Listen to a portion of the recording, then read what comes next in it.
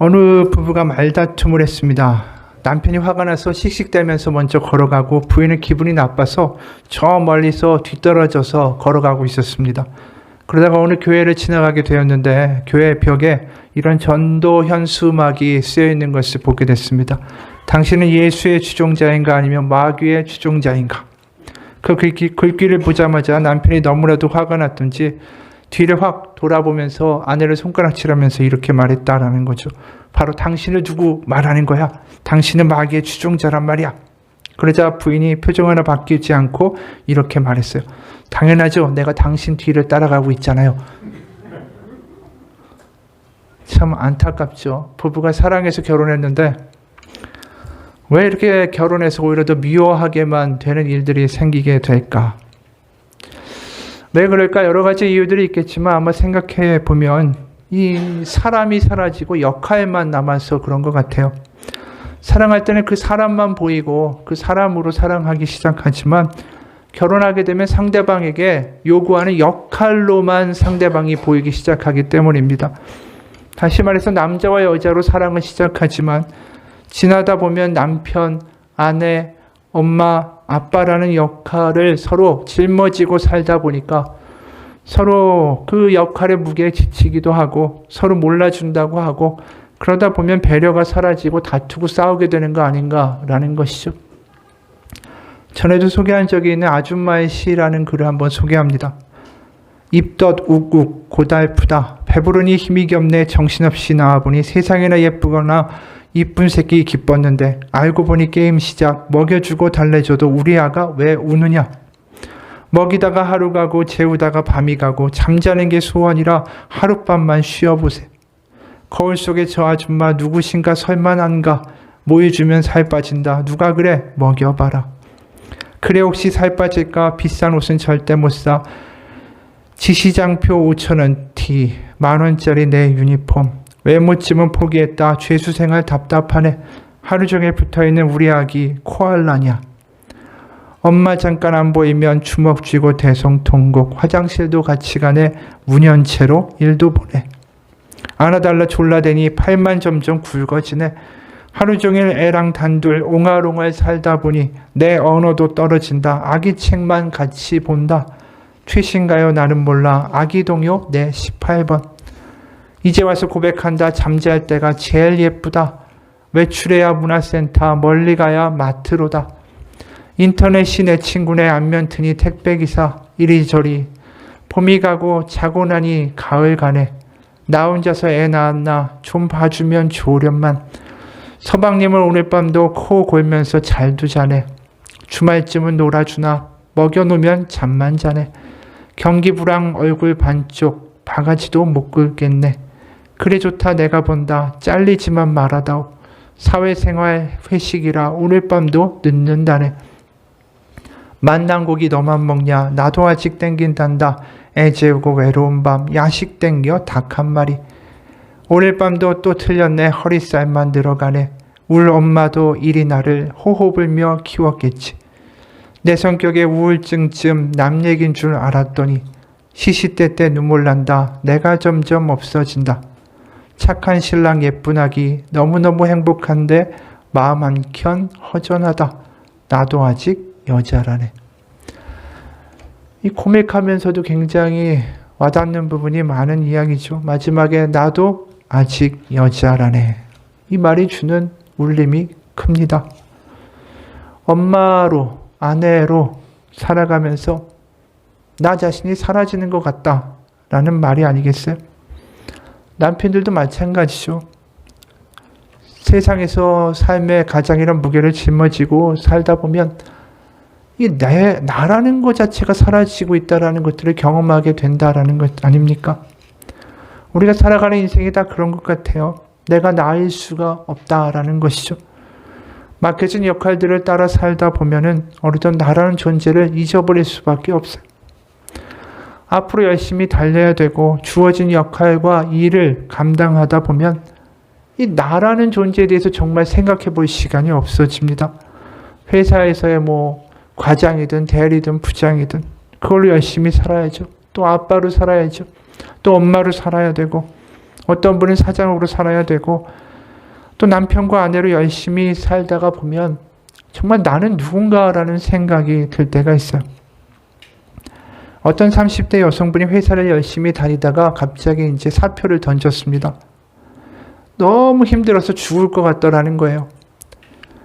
근데 정작 회사를 그만두니까 너무 외롭다라는 생각이 들었대요. 왜냐하면 어려서부터 정말 열심히 착실한 학생이었고 공부 열심히 하는 아이였고 이쁜 딸이었고 졸업 후에 또 열심히 해가지고 대기업에 취직하고 또 직장에 취직해서 또 인정받으려고 열심히 살다가 보니까 그러고 나서 갑자기 사표를 던지니까 너무 외로워서 오히려 일을 다시 하고 싶더라라고 이야기를 하는 거예요. 너무나도 힘들어서 관둔 직장인데.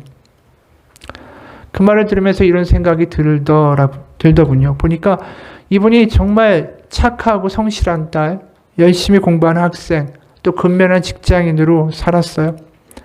근데 그 삶에서 이런 역할, 일 이런 거 딱 빼고 나면 이 정말 나는 누군가라는 것에 대하여 대답할 수 없으니까 그 혼자 있는 시간 자체가 너무 힘든 거죠.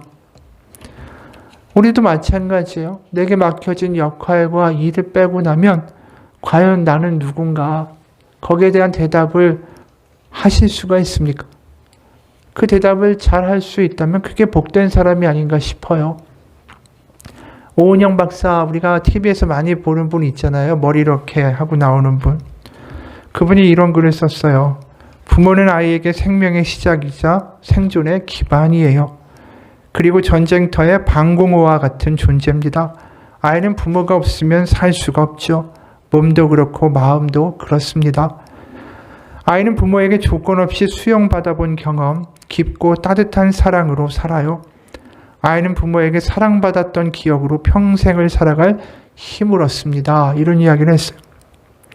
그러니까 이 아이가 성장을 해서 난 누군가라는 질문에 대하여 대답할 수 있는 그 능력이 그 시작이 부모에게서부터 어릴 때 받은 그 무조건적인 사랑의 기억이라는 거예요. 넌 누구냐? 그 질문에 대해서 나는 사랑받는 존재입니다. 사랑받았던 존재입니다. 라고 말할 수 있는 사람이 이 건강하고 복된 사람이다. 라고 말하고 있는 거죠.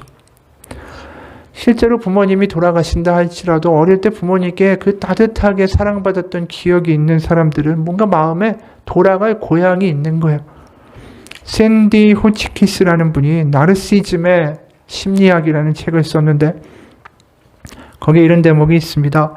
어린 시절에 사랑하고 사랑받았던 경험은 평생을 간다.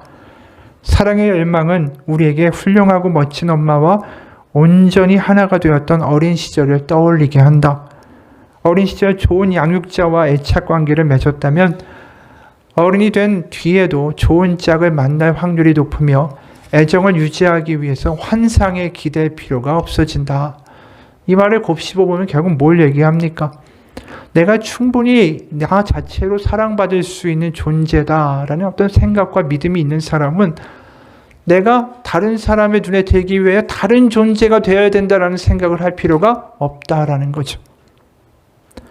다시 말해서 세상에 인정받고 사랑받기 위해서 또 다른 내가 되어야 된다라는 필요를 느끼지 않는다라는 것입니다. 그러니까 내가 나여도 상관없고 사랑받을 수 있는 존재라는 확신이 있는 거, 내가 나일 수 있다라는 거, 이게 진정한 자유고 이게 힘이다라는 것이죠. 우리가 자유를 찾기 위해서 아무도 모르는 해외에 가서 몇 개월 지낸다고 한다 할지라도 그게 자유일까? 그건 잠시의 도피죠. 여러분, 내가 다른 모습이 돼야 되고 내가 뭔가 내 모습 그대로는 인정받고 사랑받을 수 없다라는 생각을 가지고 산다면 그게 얼마나 힘든 삶일까요? 이 부모님께 사랑받지 못한다 하면 착한 아이가 되어야지 사랑받을 수 있다라는 생각이 드는 게 당연한 것이고 공부 잘하는 학생이 돼야 되고 또 다른 사람들한테 인정받으려면 뭔가 건강하고 씩씩하고 할 수 있는 척도 해야 되고 또 돈도 많이 벌어서 인정받아야 되고 완벽해야 되고 뭔가 이러한 삶이 이어진다면 이게 얼마나 고달프고 힘든 삶이 되는 거예요. 이 지치는 거예요. 그렇게 살다 보면. 그리고 또 그런 기준에 맞추지 못하면서 스스로 무슨 생각을 하게 됩니까? 나는 이 사람들한테 인정받지 못하고 그 누구도 나를 알아보지 못하는 그런 존재다라는 생각이 들면 이 자괴감이 들고 자책감이 들게 되는 것도 당연한 거죠. 제가 고등부 전도사였을 때 이 말썽꾸러기 아이들도 교회에 옵니다. 뭐 담배도 피고 수업도 잘 안 가고 엉망인 애들이 와요. 근데 그 아이들하고 기도회를 하다가 보면 결국은 아이들이 아무리 엉망이고 말썽꾸러기다 할지라도 그 마음에 근본적으로 한 가지 생각이 있어요. 그건 뭐냐면 나도 부모님하고 선생님한테 사랑받고 인정받는 존재가 되고 싶다. 그건 다 있더라고요. 애들 가운데. 우리가 진정으로 나를 아끼고 사랑할 수 있는 것은 내 힘으로 되는 게 아니라 내가 누군가로부터 받았던 사랑의 기억으로부터 존재하는 거예요. 내가 누군지 알 수 있다. 이거 굉장히 중요한 거죠. 어느 자매가 이런 고백을 합니다. 어렸을 때 나는 신경이 무척 예민하고 부끄러움을 많이 타는 편이었습니다. 나는 몸이 뚱뚱하고 얼굴에 살이 쪄서 비만아처럼 더 보였죠. 게다가 고지식한 어머니는 예쁜 옷 따위로 외모를 가꾸는 것 어리석다라고 생각했습니다. 그래서 어머니는 늘 작으면 찢어진다며 큰 옷만 골라 입혔습니다. 어쨌든 나는 한 번도 파티에도 가보지 못했고 즐거운 일도 전혀 없었죠. 학교에서도 아이들과 함께 특별활동이나 운동을 해본 적이 없었습니다. 나는 병적일 만큼 내성적이었고 나 자신을 남들과 다른 존재로 여기며 따돌림을 당하고 있다라고 생각했죠. 성인이 되어 7살 연상의 남자와 결혼한 뒤에도 내 성경은 조금도 변하지 않았습니다. 자부심이 강한 시댁 친지들은 언제나 내 이상형이었죠. 그러나 그들처럼 되어보려고 노력해도 소용이 없었습니다. 그들과 가까이 하면 할수록 나는 더 기가 죽어 움츠러들었을 뿐이었죠. 결국 나는 신경 과민이 되고 걸핏하면 화를 내고 친구조차 피하게 됐습니다. 나도 내 자신의 문제를 잘 알고 있었기에 비참한 생각은 날로 더 심해졌습니다. 기어이 나로 내가 사는 게 지긋지긋해져서 자살까지 생각하게 됐죠. 이 자매에게 필요했던 게 뭘까요? 바로 무조건적인 사랑과 포용의 기억이 필요했던 것 아닙니까? 자신이 사랑받기 위해서는 다른 모습이 되어야 된다라는 그 믿음이, 그 관념이 이 자매를 결국은 이 자살까지 생각하게 만든 것이죠. 우리의 살면서 포용되고 용서받고 또 인정받았던 이러한 사랑의 기억들이 결국 내 자신이 돌아간 어떤 마음의 고향과 같은 곳이 될 수 있어요. 그곳에서 내가 나일 수 있는 자유를 얻을 수 있기 때문입니다. 그곳에 쉴 수 있는 거죠. 그런 기억과 그런 마음의 공간이 없다면 우리는 쉴 새 없이 내 자신을 몰아쳐야 되고 그러면서 지치기도 하고 또 그런 기준에 부합하지 못하는 내 스스로에게 대해서 자책감과 자괴감으로 빠져들게 되기도 하죠. 나는 사랑받을 자격이 없다라고 말이요. 그렇기 때문에 우리가 하나님에게서 들어야 되는 가장 많은 말씀 중에 가장 중요한 건 뭘까요? 넌 내 사랑하는 딸이고 아들이다요. 이게 너무 식상하게 많이 교회에서 이야기되고 이게 너무나도 흔하게 이야기되는 사랑의 이야기라고 치부될 수 있지만 하지만 이게 굉장히 중요한 겁니다. 왜냐하면 하나님이 너는 내 사랑하는 아들이다 딸이다가 하나님의 음성을 우리 가운데 들릴 때에 우리는 그것만으로도 엄청나게 변화되는 삶을 시작할 수밖에 없게 돼요. 실제로 우리의 성경에 가장 중요한 말씀이 뭡니까? 요한복음 3장 16절의 말씀. 하나님이 세상을 이처럼 사랑하사 독생자를 주셨으니 이는 저를 믿는 자마다 멸망치 않고 영생을 얻게 하려 하십니다. 이거 유명한 구절 아닙니까? 로마서 5장 8절도 마찬가지예요. 우리가 아직 죄인 되었을 때에 그리스도께서 우리를 위하여 죽으심으로 하나님께서 우리에 대한 자기의 사랑을 확증하셨느니라. 계속해서 성경은 뭘 이야기합니까? 네가 나를 미워하고 나를 모른다 할지라도 내가 너를 위하여 먼저 죽어줄게. 내가 먼저 너를 사랑해 줄게. 내가 너를 먼저 아껴줄게. 이게 지금 성경의 근본적인 이야기예요. 너희가 나를 십자가에 못 박았다 할지라도 내가 너를 포기하지 않고 내가 먼저 사랑하기로 작정했다라는 것을 보여주는 것이 십자가 아닙니까? 우리가 그 하나님의 사랑을 경험하게 될 때, 그때서 시작돼요. 내가 나를 입증하려는 싸움을 할 필요가 없다라는 것. 그러면서 내가 누군지를 아는 사람이 정말로 자유로워질 수 있는 것입니다. 스스로 힘들고 지치고 완벽주의에 불안하고 자책하고 괴로워하고 망가졌다라는 그런 삶에서의 자유, 뒤죽박죽된 나의 인생에서의 자유의 첫 걸음은 내가 누구인가에 대한 대답을 할 수 있을 때 시작되는 거예요.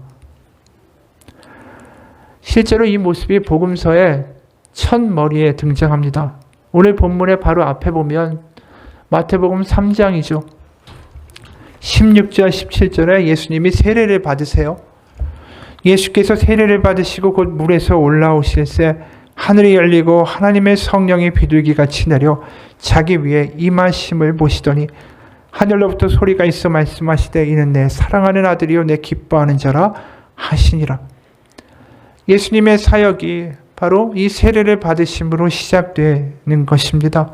그럴 때 하나님이 들려주신 첫 번째 음성의 말씀이 뭡니까? 너는 내 사랑하는 아들이고 내 기뻐하는 자로다.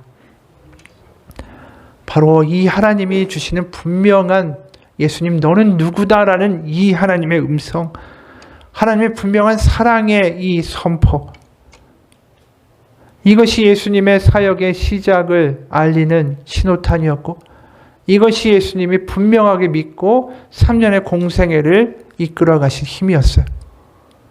그렇기 때문에 마태복음을 읽다 보면 우리 계속 이렇게 나오죠. 하나님 아버지, 하늘에 계신 너의 아버지가 너를 입히신다. 너를 먹이신다. 이 모든 예수님의 발언의 기저에는 바로 예수님에게 들려주신 이 음성, 넌 내 사랑하는 아들이고 내 기뻐하는 자라. 여기가 있었다라는 거예요. 바로 우리도 마찬가지예요. 우리의 모습이 내가 어떠한 모습이든 간에 내가 얼만큼 엉망이든 간에 내가 지금 뒤죽박죽이든 간에 내가 스스로 망가졌다고 이야기하던 간에 그거와 상관없이 넌 내 사랑하는 딸이고 내가 기뻐하는 자고 넌 내 사랑하는 아들이고 기뻐하는 자다. 이것만큼 우리를 회복시키는 말씀은 없어요. 거기에 자유가 있는 것입니다. 거기서 기쁨이 있고 거기서 내가 나일 수 있는 자유가 생기는 거예요. 세상 가운데 무시당하고 짓밟히고 때로는 여러 가지 이야기를 들을 때마다 내가 나인 게 싫은 경우가 얼마나 많은지 몰라요. 내가 실수하고 또 소리 지르고 또 싸우고 또 망가지고 이럴 때마다 내가 나 스스로가 싫을 때가 있지 않습니까? 그런 나를 사랑해 주는 하나님이 있다라는 게 그게 바로 복음의 시작이다라는 것입니다. 물론 세상은 이미 이야기한 대로 우리를 가만히 두지 않습니다. 내가 하나님의 사랑받는 자고 기뻐하는 자라는 것을 믿고 살아가려고 해도 세상은 계속 흔들어요.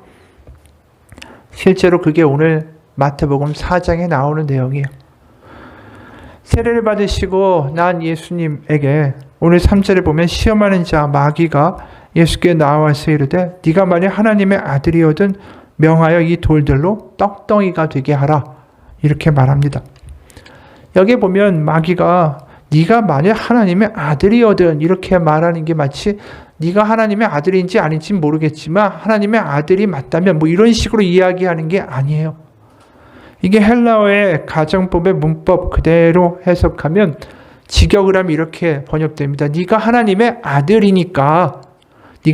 아들이니까 돌을 떡으로 바꿔라. 이렇게 이야기하고 있다는 것입니다. 그리고 또 네가 하나님의 아들이니까 성전 꼭대기에서 뛰어내려도 다치지 않을 거야. 이런 식으로 자꾸 말하고 있어요. 이런 유혹을 마귀가 하고 있는 이유가 뭘까요? 네가 세상에서 하나님의 아들이라는 거 그거 하나 가지고는 안 돼. 네가 너를 입증해 보여야지. 네가 기적을 베풀어서 네가 메시아라는 걸 세상 가운데 입증하고 인정받아야 되지 않겠어? 이렇게 유혹하고 있다라는 거죠. 그러니까 예수님은 어떤 싸움으로 자꾸만 몰아가냐면 너 자신을 입증해봐. 너의 메시아라는 역할에 걸맞도록 기적을 보여봐. 이러면서 자꾸만 엉뚱한 싸움으로 예수님을 이끌어 가려고 해요. 역할에 어떤 일에 자기를 입증하는 거에, 인정받는 것에 자꾸만 예수님을 이끌어가려고 한다라는 것입니다. 우리도 세상을 살다 보면 그래요. 내가 하나님의 자녀, 아들이고 딸이지만 세상에 나가면 보면 계속해서 우리를 얘기합니다. 야, 네가 뭔가 좀 인정도 받아야 되고 성공도 해야 되고 좀 그래야 되지 않겠어? 그러다 보면 어떻게 되냐면 내가 하나님의 아들이다, 딸이다라는 그 사실보다 세상에서 인정받는 게 훨씬 더 중요하게 우리는 달려가게 된다라는 거예요. 그러니까 예수님이 뭐라고 하십니까? 그거 안 하겠다라는 거예요. 다른 뭐가 돼야 되고 어떤 역할을 해야 되고 어떤 일을 해야 되고 그게 내가 하나님의 아들이라는 사실보다 더 중요하지 않다라는 거죠. 내가 다른 존재가 되어 세상 가운데 어떤 것을 입증해야 되는 거 이거 필요 없다라고, 그런 싸움 나 하지 않는다라고 말씀하시는 거예요. 왜요? 가장 중요한 그 하나님의 음성이 예수님의 마음 가운데 분명하기 때문이에요. 하늘로부터 소리가 있어 말씀하시되 이는 내 사랑하는 아들이요 내 기뻐하는 자라. 이게 최종 판결인 거예요. 이게 그 무엇보다 중요한 거라는 걸 예수님은 알고 계신 거죠. 우리가 엉뚱한 역할, 엉뚱한 싸움, 다른 존재가 되기 위해 싸워 나가기 시작하는 순간에 우린 가장 중요한 걸 잃어버리게 된다는 것입니다. 여러분, 우리가 생각해 보세요. 우리가 이 땅을 떠나서 하나님 앞에 서게 되면 내가 사장을 했고요, 내가 교수를 했고요, 내가 대통령을 했고요, 내가 뭘 했고요, 얼만큼 좋은 대학을 나왔고요, 어떤 직업을 가졌고요, 얼만큼 돈을 벌었고요. 이게 다 무슨 소용이 있겠어요? 아무 소용이 없잖아요. 하나님 앞에서 가장 중요한 사실 하나뿐이에요. 내가 하나님의 아들입니다. 내가 하나님 기뻐하시는 하나님의 딸입니다. 그거 하나만 남는 거예요. 결국 우리가 세상을 떠나는 바로 그 우리의 종말의 때에 이 기뻐하면서 이 세상을 떠나가는 사람들은 다 어떤 믿음이 있는 것입니까? 내가 하나님의 아들이고 딸입니다. 그 믿음이 있어서 죽음을 두려워하지 않는 거 아니겠어요? 우리가 세상의 눈초리와 멸시와 때로는 내 스스로 나를 자책하는 경우 가운데에서도 내가 오늘을 기쁘고 감사하게 살 수 있는 것은 한 가지뿐입니다. 하나님의 음성이에요. 넌 내 사랑하는 아들이고 딸이다. 기뻐하는 자다. 이게 내 스스로가 나에게 선포하는 게 아니라 하나님의 음성을 우리 가운데 들려지고 믿어질 때에 우리는 다르게 살 수 있는 거예요. 기독교계의 노벨상이라고 불리우는 템플턴상을 받은 기독교 작가 줄리 캔리스라는 분이 있어요. 이분이 사순절은 우리가 그분의 사랑받는 자녀라는 가장 큰 선물을 얻는 기간입니다 라는 글을 썼는데, 소개합니다. 영적 광야의 계절이 내게 찾아왔을 때 풍요로웠던 지난 날들이 내 곁을 맴돌았다. 입덧하고 울고 칭얼대는 아기들이 있고 예배 중에 바로 갈아주지 않으면 안 되는 젖은 기저귀들이 있고 또 나의 아이들 때문에 짜증내고 불평하는 죄 때문에 나는 10년의 세월을 그냥 놓쳐버렸다라고 생각했다.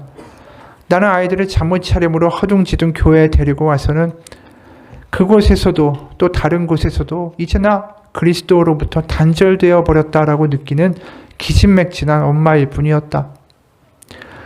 그런 나의 영적 가뭄은 어린아이들을 키우면서 쩔쩔매느라 내가 훈련받지 못했고 온전한 예배 드릴 수 없었고 기도에 집중할 수 없었기 때문이고, 그런 것들이 회복되면 해결될 거라고 믿었다. 하지만 나는 그런 광야 가운데 하나님 말씀하고 계시다라는 것을 배우기까지 몇 년이 걸렸다. 바로 내가 붙잡으려는 것보다 훨씬 더 단단히 하나님이 나를 붙잡고 나를 기억하시고 나를 사랑하고 계시다라는 것을 알게 되기까지 몇 년이 걸렸다. 우리가 생각하는 사순절은 엄격한 규율과 자기 부정의 시기간이긴 하지만 사실 사순절의 핵심은 우리가 하나님의 사랑을 우리가 생각하는 것보다 더 깊게 받고 있다는 것을 알아가는 시간이다. 맞습니다. 내가 누군지를 경험하고 알게 되는 것, 그거 하나님의 가장 큰 선물이에요. 예수님이 세례 받으실 때 하늘로부터 소리가 있어 말씀하시되 이는 내 사랑하는 아들이요 내 기뻐하는 자라. 이 음성이 들리는 순간에 우리는 이런 대목을 발견하죠. 하늘이 열리고 하나님의 성령이 비둘기같이 내려 자기 위에 임하심을 보더니 그 음성을 들려줄 때에 성령님이 그 위에 임하셨다라고 이야기해요. 그리고 마귀에게 시험을 받으러 끌려가셨다. 이게 아니에요. 뭐라고 기록하죠? 1절에 그때 예수께서 성령에게 이끌려 마귀에게 시험을 받으러 광야로 가사. 바로 그 시험 가운데 누가 같이 계셨다고 말씀합니까? 성령님이 같이 계셨다라고 이야기하는 거예요. 우리가 내 스스로에게 선포하는 거 아니에요. 하나님 우리에게 말씀하시는 것입니다. 실제로 로마서 8장 15절 16절을 보면 이런 말씀이 있죠. 너희는 다시 무서워하는 종의 영을 받지 아니하고 양자의 영을 받았으므로 우리가 아빠 아버지라고 부르짖느니라. 성령이 친히 우리의 영과 더불어 우리가 하나님의 자녀인 것을 증언하시나니. 갈라디아서 4장 6절 7절에도 이런 말씀이 있어요. 너희가 아들임으로 하나님이 그 아들의 영을 우리 마음 가운데 보내사 아빠 아버지라 부르게 하셨느니라. 그러므로 네가 이후로는 종이 아니요 아들이니 아들이며 하나님으로 말미암아 유업을 받을 자니라. 뭐라고 말씀합니까? 우리가 하나님을 아빠 아버지라고 부르고 하나님이 네가 내 사랑하는 딸이고 아들이다 라고 말씀하시는 게 하나님의 성령의 역사라고 말씀하고 있는 거예요. 바로 성령 충만이라는 게 다른 게 아닙니다. 내가 어떤 상황 가운데도 마귀의 시험이 있고 세상의 유혹이 있고 너를 입증해봐. 네가 무슨 깜냥이 된다고 그렇게 씩씩하고 담대해. 이런 식으로 우리를 유혹하고 짓밟고자 할 때도 우리가 그 싸움에서 승리할 수 있는 힘은 성령의 역사예요. 성령의 충만. 세상이 뭐라고 한다 할지라도 하나님은 나를 사랑하시고 나를 기억하시고 나를 기뻐하신다. 우리 누가복음 11장 11절 13절까지의 말씀도 마찬가지 아니겠어요? 너희 중에 아버지 된 자로서 누가 아들이 생선을 달라 하는데 생선 대신에 뱀을 주며 알을 달라 하는데 전갈을 주겠느냐? 너희가 악할지라도 좋은 것을 자식에게 줄 알거든 하물며 너희 하늘 아버지께서 구하는 자에게 성령을 주시지 않겠느냐 하시니라. 우리 삶 가운데 살다가 지칠 수도 있고요. 자괴감이 들 수도 있고 죄책감이 들 수도 있고 지칠 수도 있고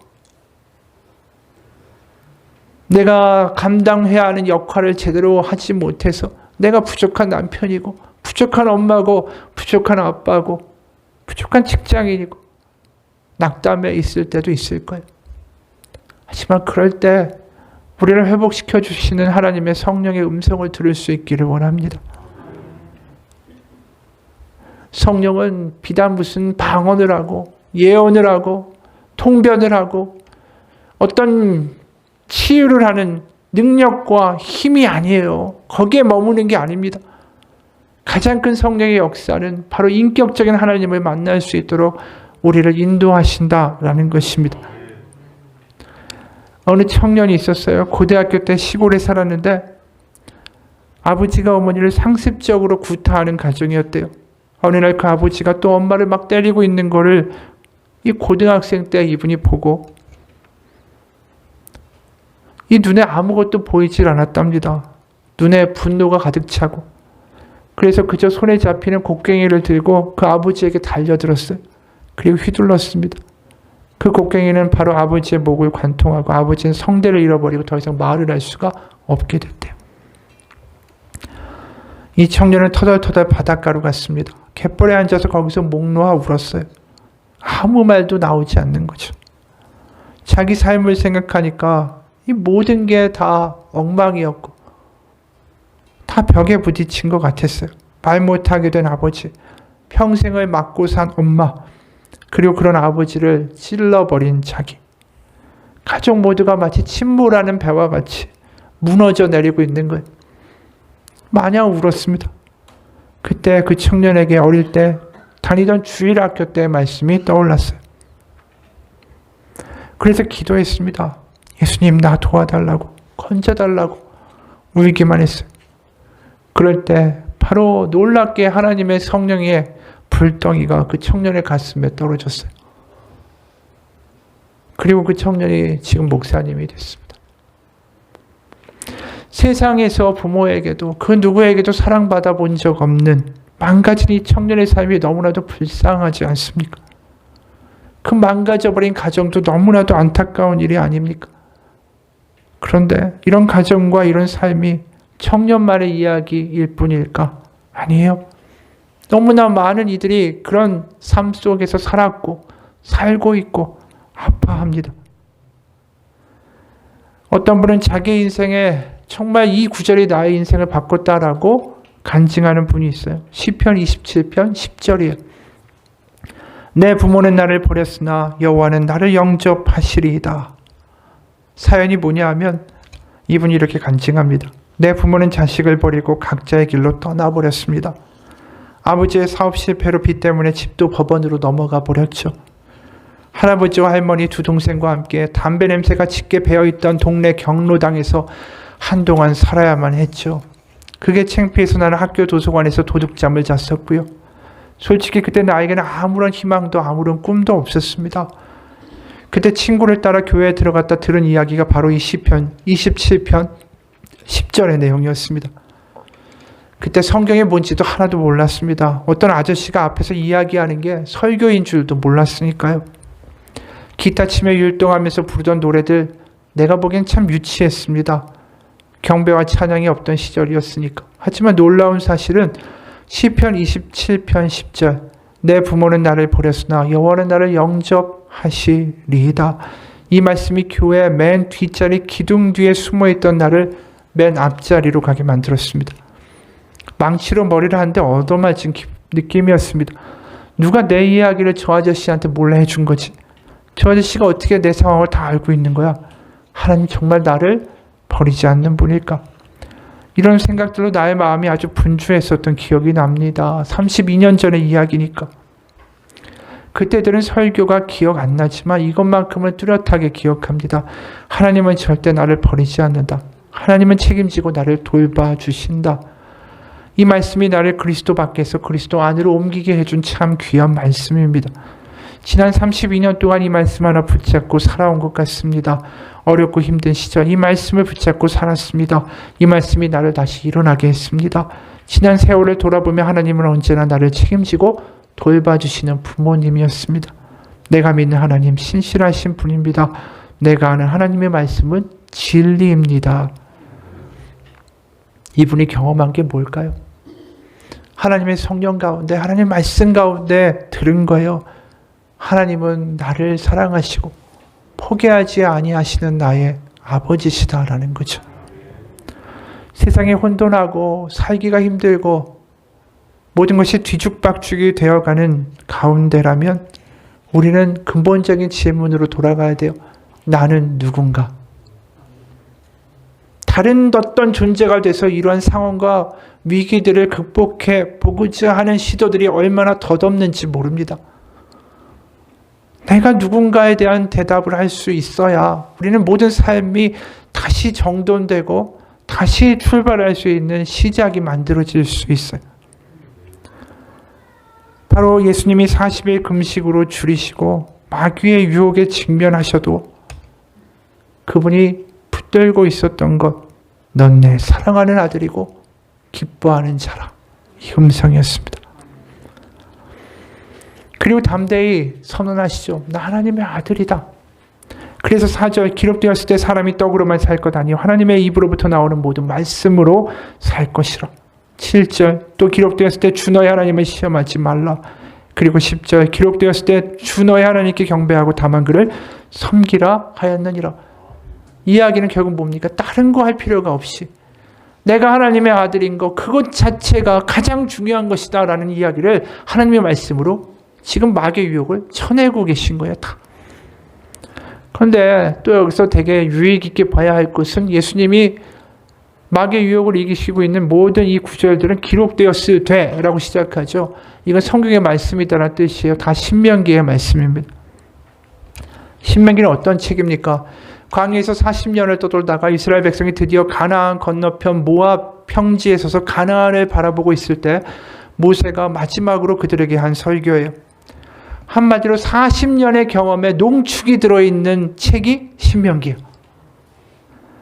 결국 거기에 들어있는 내용은 뭘까요? 40년 동안 광야 가운데 이스라엘 백성들이 빚어낸 신앙의 고백. 다른 거 아니에요. 하나님은 유일한 우리의 하나님이시며 우리는 하나님의 백성입니다. 이게 40년 동안의 신명기에 농축되어 들어있는 결국은 귀결점이에요. 그들이 누구인지를 분명하게 고백하게 됐다라는 것이죠. 그들이 광야에서 금송아지를 만들고 만나 매출하기가 지겹다라고 불평을 하고 하나님 원망하고 나 다시 애굽으로 돌아가겠다라고 한다 할지라도 하나님이 그 가나안의 건너편까지 어떻게 끌고 오셨습니까? 무조건적인 사랑과 용서와 자비로 그 엉망이고 어떻게 보면 배은망덕한 백성들을 끝까지 이끌어 오신 거 아니겠어요? 그러니까 그들이 결국 광야에서 새겨지는 말이 뭐냐면 출애굽기 34장 6절의 말씀이에요. 여호와께서 그의 앞으로 지나시며 선포하시되 여호와라 여호와라 자비롭고 은혜롭고 노하기를 더디하고 인자와 진실이 많은 하나님이라. 우리가 얼만큼 엉망이었는지를 신명기에서 쫙 이야기해요. 얼마나 배은망덕했고 얼마나 엉망이었고 얼마나 불평했고 얼마나 심했는가. 그런데 우리가 지금 가나안에 왔잖아. 이거 하나님이 놀랍게 우리를 자비로 은혜로 끝없이 사랑하셨기 때문이야. 이야기를 하는 게 신명기라는 거예요.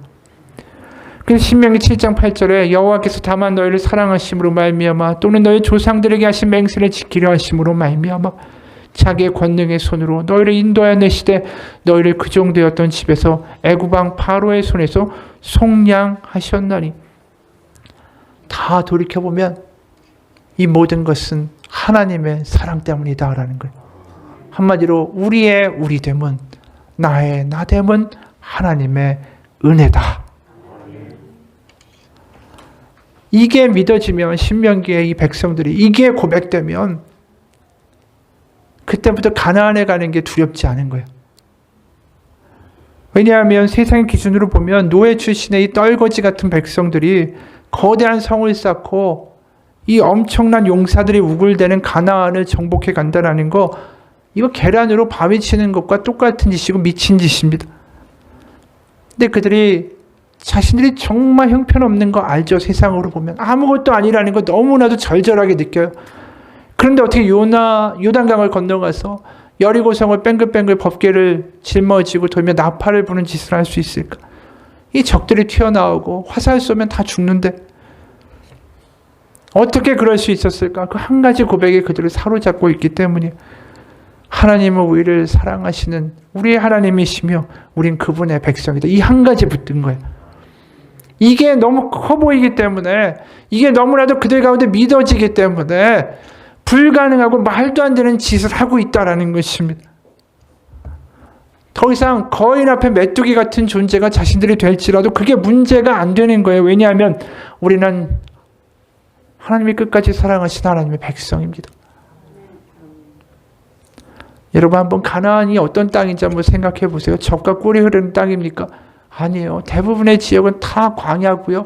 비도 별로 안 내려요. 어려운 땅이에요. 거기다가 위치는 얼마나 어려운 데인지 아십니까? 가나안의 북쪽은 뭐가 있습니까? 메소포타미아 문명이라고 불리우는 데가 있어요. 4대 문명의 발상지 아닙니까?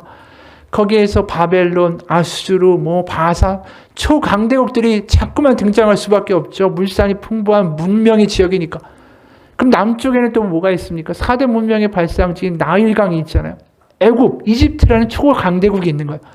그러니까 북쪽으로는 메소포타미아 문명, 아래로는 나일강 문명 사이에 껴있으니까 어떤 자리입니까? 딱 고래 싸움에 새우등 터지기 딱 좋은 데가 가나안인 거예요.